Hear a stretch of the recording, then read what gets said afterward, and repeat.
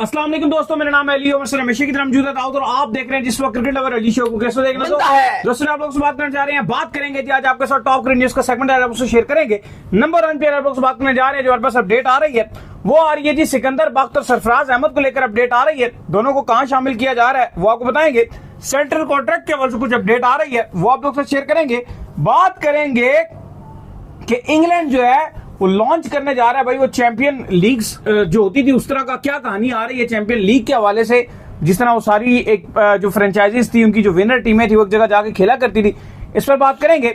हसन अली और अब्बास कहां पहुंच चुके हैं, दोनों क्या कर रहे हैं आजकल, दोनों जरा इससे बात करेंगे। हसन अली भी इस वक्त जो है वो इंग्लैंड के उधर है और फिर अब्बास दोनों का हो रहा है, बिल्कुल अब्बास का भी जो कॉन्ट्रैक्ट हो रहा है, इस पर भी बात करेंगे। बात करेंगे न्यूजीलैंड के जो न्यू कोच है वो सामने आ चुके हैं, कौन है वो भी आपको बताएंगे। तो अगर आप हमारे चैनल पर पहली बार हैं, चैनल को सब्सक्राइब करें, साथ लेकर बेल आइकन बजाना। तो बात का आगाज करते हैं नंबर 1 खबर के साथ जो हमारे पास आ रही है। तो सबसे नंबर 1 खबर आ रही है हमारे पास वो यही आ रही है कि सरफराज अहमद और सिकंदर बख्त इन दो लोगों को जो सिलेक्शन कमेटी में शामिल किया जा रहा है। जो दो लोगों को रिमूव किया गया था सिलेक्शन कमेटी से, जिसमें अजहर अली और असद शफीक शामिल थे, उनकी जगह पर इन दोनों को लाया जा रहा है। कैसा डिसीजन है जी? देखिए, हमने आपको बताया था कि अलीम डार भी साथ, उनको भी फारिग किया जा रहा है और जल्द ही फैसला किया जाएगा कि उनको भी फारिग कर दिया जाएगा। लेकिन अली साहब जो इस टाइम सबसे बड़ी अजीब चीज चल रही है कि अब सरफराज का तो चलो वो हमने आपको पहले ही बताया था और ये आपके मेंटोर में भी थे, तो पीसीबी ने ये डिसाइड किया कि इनको फारिग नहीं किया जाएगा और इनको सिलेक्शन कमेटी में डाल दिया जाएगा। और एक अच्छा फैसला है सरफराज को, अगर आप इस टीम की सिलेक्शन का प्रोसेस का पार्ट बनाते हो, मुझे लगता है कि एक अच्छी बात है। वो मॉडर्न डे क्रिकेट भी खेलते रहे हैं, पाकिस्तान को चैंपियंस ट्रॉफी भी जितवाई है।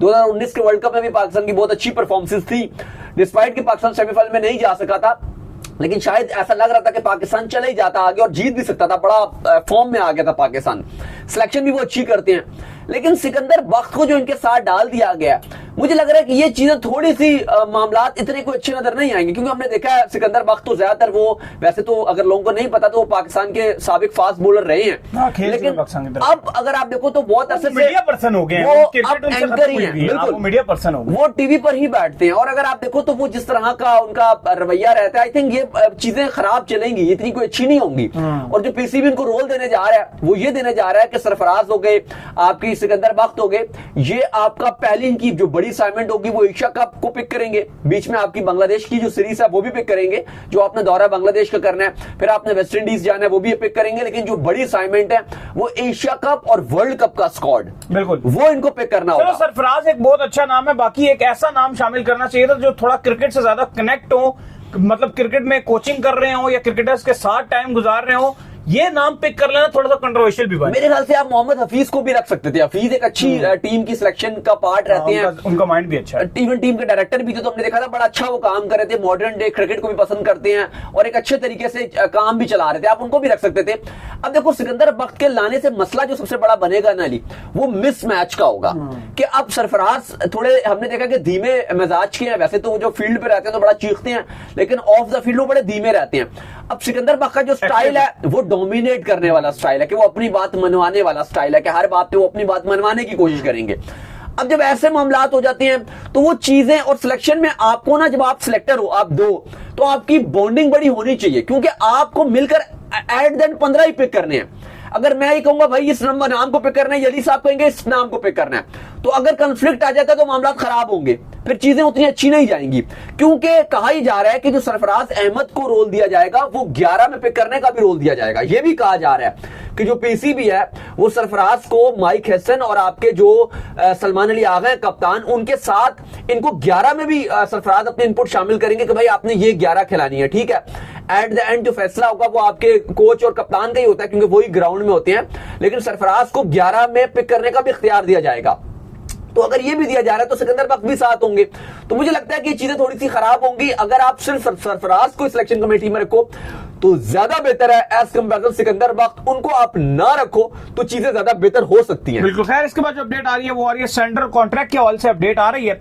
तो सेंट्रल कॉन्ट्रैक्ट में जो है वो आप कह लें कि अनाउंस होने जा रहा है, जिसमें खबरें ये आ रही है कि बाबर रिजवान जो है उनको स्टिल नहीं छेड़ा जाएगा, उनको वहीं रखा जाएगा, लेकिन आगा सलमान के हवाले से खबर आ रही है कि उनको एक कैटेगरी में शामिल किया जा रहा है। भाई देखिए, अब आगा को होना तो चाहिए, क्योंकि तीनों फॉर्मेट में वो खेलते हैं। वाहिद इस टाइम आपको खिलाड़ी नजर आ रही है, साइम अयूब नजर आते हैं, अब बाकी तो आपको इतने प्लेयर नजर नहीं आते। और वाकई आगा का टैलेंट भी यार देखो, जिस तरह से बैटिंग वो तीनों फॉर्मेट में कर जाते हैं, और नंबर भी कोई नहीं है उनका, ओडीआई में अलग, T20 में अलग, तीनों फॉर्मेट में बैटिंग कर जाते हैं। टेस्ट मैच में भी 7वें नंबर पे आ रहे हैं, कभी 8वें नंबर पे आ रहे हैं और अच्छी बैटिंग करके दिखाते हैं। टेस्ट मैच में भी पूरा हर मैच वो खेल रहे होते हैं। ओडीआई में भी निचले नंबर पर आकर खेलते हैं, नंबर 6 पे आके खेलते हैं, या कभी 5 पे मौका मिलता है, ज्यादातर तो उनको 6 पे मौका मिलता है। T20 में भी उनको 5 पे वो खेल रहे हैं। तो सारे नंबर ही अगर आप देखो तो फिनिशर वाले नंबर है, मुश्किल नंबर है और अच्छा वो कर रहे हैं, तो वही डिजर्व करते हैं। तो फिलहाल पीसीबी ने ये डिसाइड कर लिया है, सिलेक्शन कमेटी ने, और जो सर्टिफिकेट कॉन्ट्रैक्ट तैयार किया इंटरनेशनल डिपार्टमेंट के साथ मिलकर, तो फैसला यह किया कि अब सलमान अली आगा को ए कैटेगरी में रखा जाएगा।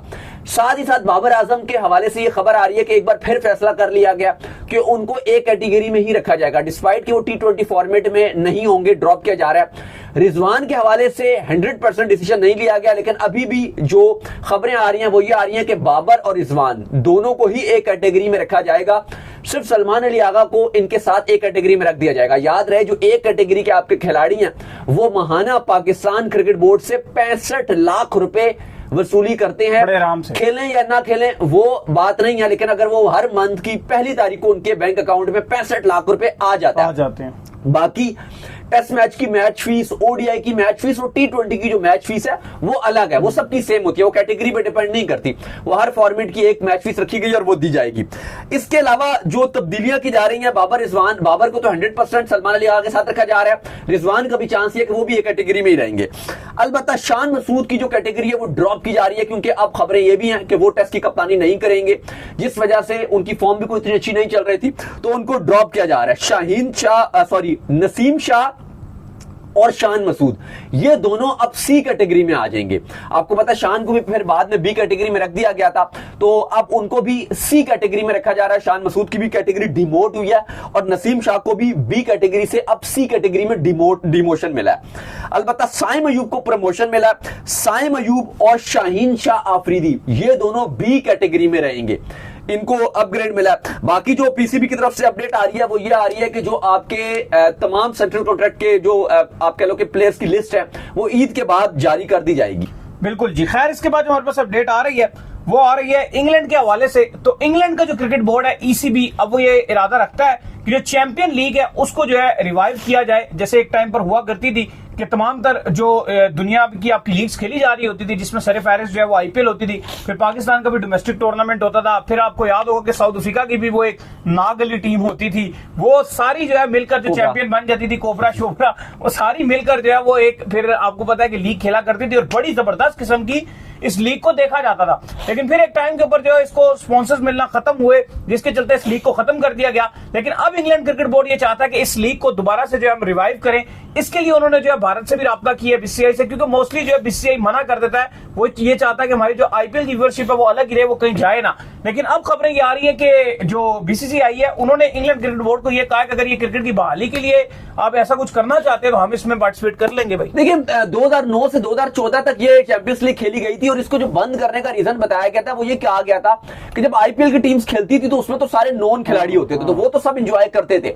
लेकिन जब बाकी टीम्स खेलती थी, जैसे आपने साउथ अफ्रीका की डोमेस्टिक की कोबरा की टीम की बात की, या अगर आप ट्रिनिडाद की बात करें उनकी एक टीम खेल रही है, या अगर ऑस्ट्रेलिया की डोमेस्टिक की टीम खेल रही है, या न्यूजीलैंड की टीम डोमेस्टिक की खेल रही है, उसमें प्लेयर्स ना नॉन प्लेयर नहीं होते थे, यानी कि डोमेस्टिक के लोकल प्लेयर होते थे।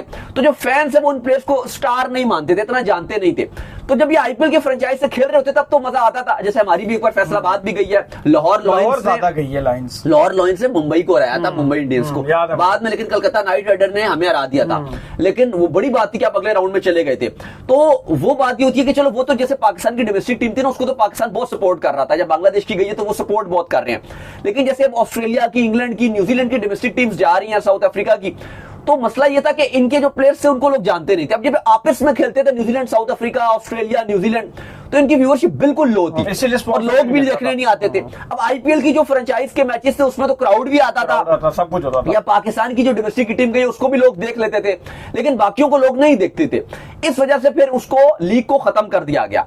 अब मसला ये आया, अब ये जो लीग करवाने की आप कह लो जो करवाते थे, उसमें एक तो सबसे ऊपर आपका भारतीय क्रिकेट बोर्ड था, बीसीसीआई जो मेन करवा रहा था, दूसरा ऑस्ट्रेलियन क्रिकेट बोर्ड था और तीसरा साउथ अफ्रीकन क्रिकेट बोर्ड था। ये तीन करवा रहे थे, ईसीबी बिल्कुल भी इन्वॉल्व नहीं था। लेकिन आज जो बड़ा स्टेटमेंट दिया और मीडिया से बात करते हुए जो ईसीबी के चीफ एग्जीक्यूटिव हैं रिचर्ड गोल्ड, उन्होंने कहा है कि वो जो चैंपियंस लीग थी वो अपने टाइम से पहले हो गई थी, क्योंकि उस टाइम बाकी टीम्स के जो आप कह लो कि फ्रेंचाइज थी वो नहीं थी, सिर्फ आईपीएल ही थी। लेकिन वो कहते हैं अब दुनिया की हर टीम की अपनी लीग है। वो कह रहे हैं कि इसमें काफी मामलात खराब हैं जो हम काम कर रहे हैं। जैसे कि वो कहते हैं कि अब एक सबसे बड़ा इस टाइम जो मसला आ रहा है, जो लोग कह रहे हैं कि अभी नहीं हो पाती चैंपियंस लीग, उसकी वजह यह है कि एक खिलाड़ी है अब 6 टीमों से छह टीमों की तरफ से खेल रहा है, और जाहिर है फिर जब उसको ज्यादा पैसे दिए जाएंगे वो उसकी तरफ से खेलेगा। जाहिर है आईपीएल में होंगे तो ज्यादातर प्लेयर आईपीएल की तरफ से खेलेंगे, तो फिर बाकी टीम्स नाराज होंगी कि यार ये तो हमारे साथ ज्यादती हो रही है, लॉयल्टी के ऊपर सवाल उठेगा। तो इस वजह से ईसीबी वाले कह रहे हैं कि हम इसको एक प्रॉपर जो है वो हम तरीके से हम इसको उस तरह से इंप्लीमेंट करवा रहे हैं कि ये वाले जो मसले मसाले ये खत्म हो, कुछ इस तरह का सोल्यूशन निकालने की तरफ है हम।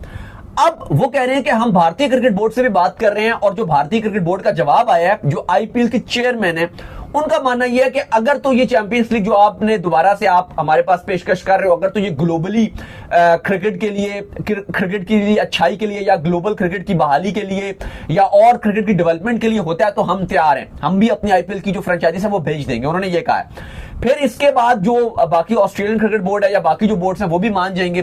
तो इसी भी कह रहा है कि हमने ऑलरेडी इसके ऊपर जो काम करना है वो हमने शुरू कर दिया, और पूरी उम्मीद है कि हम 6-7 महीने तक जो प्रॉपर एक प्रपोजल तैयार करेंगे और फिर हम तमाम बोर्ड्स को ऑन बोर्ड लेके हम करवाएंगे, और ये ईसीबी अपने अंडर करवाएगा। तो जाहिर है पहला इसका एडिशन पॉसिबल है कि इंग्लैंड में होगा, लेकिन ये बहुत मजेदार होगी अगर पाकिस्तान सुपर लीग की जो चैंपियन है वो चली जाए, आईपीएल की चैंपियन टीम है वो चली जाए, फिर अगर आप देखो तो यूएई की भी उन्होंने कहा एक टीम है इस टाइम, ILT20 होती है, फिर साउथ अफ्रीका की भी टीम है, बिग बैश की भी है, फिर अगर आप देखती हो तो हर almost Bangladesh premier league, CPL, LPL, Lanka premier league, हर किस्म की टीम है। उन्होंने साथ एक और एग्जांपल दी, उन्होंने कहा कि रग्बी का भी जो क्लब लेवल का वर्ल्ड कप है वो होता है। अगर आप फुटबॉल का भी देखो तो 32 टीमें खेलती हैं, जो फुटबॉल का जो वर्ल्ड चैंपियनशिप होती है जो क्लब में होती है, क्लब की टीम्स खेलती है, इंटरनेशनली रिप्रेजेंट करती है, 32 टीम्स हैं। तो वो कह रहे हैं कि आज नहीं तो कल क्रिकेट में ये होना ही होना है, क्योंकि हर बड़े स्पोर्ट्स में ये हो रहा है, तो आज नहीं तो कल होना है। और वो कहते हैं जी कि वुमेन और मेंस दोनों का जो चैंपियंस लीग है वो हम स्टार्ट करने जा रहे हैं। बिल्कुल, जिसके बाद जो अपडेट आ रही है वो आ रही है हसन अली के हवाले से, और अपडेट ये आ रही है कि हसन अली जो है उनका इंग्लैंड में कॉन्ट्रैक्ट होने जा रहा है। T20 ब्लास्ट में जो है हसन अली जो है अब आपको खेलते हुए नजर आएंगे। किस टीम के साथ कॉन्ट्रैक्ट हो रहा है? देखिए फिलहाल तो हसन अली की जो वाइफ है वो उनके लिए चाय बनाते हुए नजर आ रहे हैं, और लोग काफी उनको कुछ जो है वो मजाक उड़ा रहे हैं, कुछ उनको अप्रिशिएट कर रहे हैं, कुछ उनको क्रिटिसाइज कर रहे हैं कि ये घर पे भी क्या कर रहे हैं। खैर ये उनका पर्सनल मामला, लेकिन उन्होंने स्टोरी लगाई थी तो ये आजकल बहुत उनका चल रहा है कि वो अपनी वाइफ के लिए चाय बना रहे थे ट्रैवलिंग की थकान उतारने के लिए। लेकिन अली साहब, हसन अली की इंग्लैंड में T20 ब्लास्ट में कॉन्ट्रैक्ट हो गया, और वर्कविकशायर ने हसन अली को T20 ब्लास्ट के लिए साइन कर लिया। और वजह यह बनी कि जो PSL में उनकी शानदार परफॉर्मेंसेस थी, बड़ी बेहतरीन परफॉर्मेंसेस दिखा रहे थे, फिर हसन अली को पाकिस्तान टीम में सिलेक्ट किया गया, और वहां भी हसन अली ने 50 बेस्ट बॉलिंग फिगर इंटरनेशनली हासिल की। अच्छा, हसन अली के कमबैक के पीछे काउंटी का भी बड़ा हाथ है, जिस टाइम पाकिस्तान टीम से बाहर थे ना, इन्होंने इंग्लैंड में जाके काउंटी बहुत खेली है। बिल्कुल काउंटी खेली, लेकिन फिलहाल T20 ब्लास्ट के लिए इनको साइन कर लिया गया। खैर जिसके बाद जो हमारे पास अपडेट आ रही है वो आ रही है अब्बास के हवाले से। तो अब्बास को भी जो वो साइन कर लिया गया है। अब ये भी जो है वो इंग्लैंड में आपको जो है काउंटी खेलते हुए नजर आएंगे, जो चैंपियनशिप चल रही है उनकी, उसके अंदर जो है ये आपको खेलते हुए दिखेंगे। और ये बड़ा लॉन्ग टर्म जो है इनके साथ कॉन्ट्रैक्ट कर लिया गया, सितंबर तक अब ये इंग्लैंड में खेलेंगे। भाई देखिए बिल्कुल, नॉटिंघमशायर जो है उसने अब्बास को साइन कर लिया, और अब्बास वहां पर काउंटी खेलेंगे, रेड बॉल क्रिकेट खेलेंगे। और आपको पता है हसन अली जो है चैंपियनशिप, हसन अली जो T20 ब्लास्ट खेलेंगे ये अब काउंटी चैंपियनशिप खेलेंगे। हुआ ये है कि पहले अब्बास का हाफ कॉन्ट्रैक्ट था, लेकिन अब चूंकि पाकिस्तान की भी कोई क्रिकेट तो है नहीं, तो अब्बास ऑलरेडी आपको पता है पाकिस्तान की तरफ से भी कम बैक कर चुके हैं, तो फिर अब्बास फ्री थे, तो फिर नॉटिंघमशायर ने अब उनको पूरे सीजन के लिए जो साइन कर लिया, और अब अब्बास पूरा सीजन इंग्लैंड में खेलेंगे। और अब्बास की हमने देखा है कि क्योंकि बेशक वो स्लो बॉल करते हैं, लेकिन उनका जो स्विंग है वो बड़ा अच्छा होता है। और ये लास्ट तो इंग्लैंड में खेले थे तो वहां पर इन्होंने बड़ी जबरदस्त विकेट, इंग्लैंड में बड़ा यूटिलिटी बॉलर रहते हैं, तो अब ये वहां खेलेंगे पूरा सीजन। खैर इसके बाद जो अपडेट आ रही है वो आ रही है न्यूजीलैंड के हवाले से। तो न्यूजीलैंड के न्यू कोच जो है वो आ चुके हैं। कौन है भाई ये? देखिए रॉब वॉल्टर को अब न्यूजीलैंड ने अपना न्यू कोच अपॉइंट कर लिया। हमने आपको बताया था कि जो गैरी स्टेट थे अब वो न्यूजीलैंड की कोचिंग छोड़ चुके हैं। 2018 में उन्होंने कोचिंग दोबारा से कोचिंग स्टार्ट करना की थी, जब माइक हैसन जो करंटली पाकिस्तान के हेड कोच हैं उन्होंने 2018 में स्टेप डाउन किया था। तो फिर उसके बाद 2018 के बाद से गैरी स्टेट 7 साल हो गए हैं न्यूजीलैंड के साथ जुड़े हुए थे, तो फाइनली उन्होंने स्टेप डाउन कर दिया। तो अब साउथ अफ्रीका की तरफ से ये कोचिंग करते रहे हैं रॉब वॉल्टर, साउथ अफ्रीका के फॉर्मर कोच रहे हैं, 49 ईयर्स ये ओल्ड है। न्यूजीलैंड ए की भी इन्होंने कोचिंग किया, जो न्यूजीलैंड की जो काउंटी की और डोमेस्टिक की टीम्स हैं, 2 टीम्स उनकी तरफ से भी ये कोचिंग कर चुके हैं। तो अब फाइनली न्यूजीलैंड ने अपना इनको तीनों फॉर्मेट का हेड कोच अनाउंस कर दिया और इन्हीं की कोचिंग में अब न्यूजीलैंड T20 वर्ल्ड कप 2026 खेलेगी। तो चलें जी, उम्मीद करते हैं आज का हमारा शो आपको आएगा। वीडियो को लाइक कीजिए, हमारे चैनल को सब्सक्राइब कीजिए। साथ में बता दें वो जो हाँ, बल्कि वेस्ट इंडीज का वो आ रहा था कि 2 खिलाड़ी जो है वो इनका वीजा नहीं लगा, जिसके चलते अब दोनों T20 से बाहर हो गए। कौन कौन है जी? देखिए बिल्कुल आपको पता है कि न्यूजीलैंड इंग्लैंड और वेस्ट इंडीज की T20 सीरीज का आगाज हो रहा है, लेकिन बड़ी ही हैरानकुन बात रही कि वीजा नहीं मिला। एक तो अकील हुसैन को नहीं मिला और दूसरे जो ट्रेंडेंट के खिलाड़ी हैं जेड गोली, उन दोनों को वीजा नहीं मिला। अच्छा, रीजन ये बनी है कि उन्होंने एक पॉलिसी चेंज की है, जिसके चलते इन दोनों खिलाड़ियों को जो है वो एम्बेसी के अंदर इन पर्सन जो है जाकर शामिल होना था और इंटरव्यू जो है वो उन्होंने कहा कि देना था, तो जिसके चलते ये दोनों खिलाड़ी जो अवेलेबल नहीं थे, दोनों इंटरव्यू भी नहीं थे। ये सिर्फ ट्रेंड के लिए, ट्रेंड जो है उस मुल्क के लिए ये खाली पॉलिसी। आपको पता है वेस्ट इंडीज खुद तो कोई मुल्क नहीं है, कैरेबियन में सारे छोटे छोटे मुल्क जो उन्होंने मिलकर बनाया हुआ है। तो जो ट्रेंडेंट के खिलाड़ी थे उनके लिए ये पॉलिसी थी कि आपको वहां जाके पेश होना है। लेकिन बहरहाल जो वेस्ट इंडीज क्रिकेट बोर्ड है वो कह रहा है कि हम पूरी कोशिश करते हैं कि हम मामला देखें, लेकिन फिलहाल अब यही लग रहा है कि ये ना सिर्फ पहले मैच से बाहर हो गए हैं बल्कि पूरी सीरीज से अब ये दोनों वो बाहर हो गए। इनकी रिप्लेसमेंट पे अब जो ओडीआई स्क्वाड में थे रोस्टन चेज, अब उनको T20 स्क्वाड में डाल दिया गया। तो जाइए जी इंस्टाग्राम पे इनको फॉलो कीजिए। बिल्कुल जी, इंस्टाग्राम पे मुझे फॉलो कर लीजिए, वहां पे मैं मौजूद हूं, दाऊद क्रिकेट के नेम से। अगर आपको कोई सवाल हो तो भेजिएगा। और अली साहब आज काफी जगह लोग ईद भी मना रहे हैं। तमाम लोगों को हमारी तरफ से दिल की अता गिराइयों से, जो कि दुबई हो गया, सऊदी अरेबिया हो गया या ऑस्ट्रेलिया, इंग्लैंड, जहां जहां तक हज की मुबारक हो आप सब लोगों को, हज की मुबारक और तमाम लोगों को ईद मुबारक। और जितने लोग कुर्बानी कर रहे हैं आज बाहर मुल्क में कर रहे हैं, इंग्लैंड में, अमेरिका में या दुबई में या कतर में, जहां भी हैं, उन सबको कुर्बानी की भी कि वो अल्लाह उनकी कुर्बानी कबूल अता फरमाए, क्योंकि हम लोगों की कुर्बानी तो कल है। बिल्कुल। अली को भी फॉलो कीजिए ऑफिशियल के नाम से, लिंक डिस्क्रिप्शन में मौजूद है। फिर आपसे मिलते हैं नेक्स्ट वीडियो, तब तक के लिए ख्याल रखिएगा।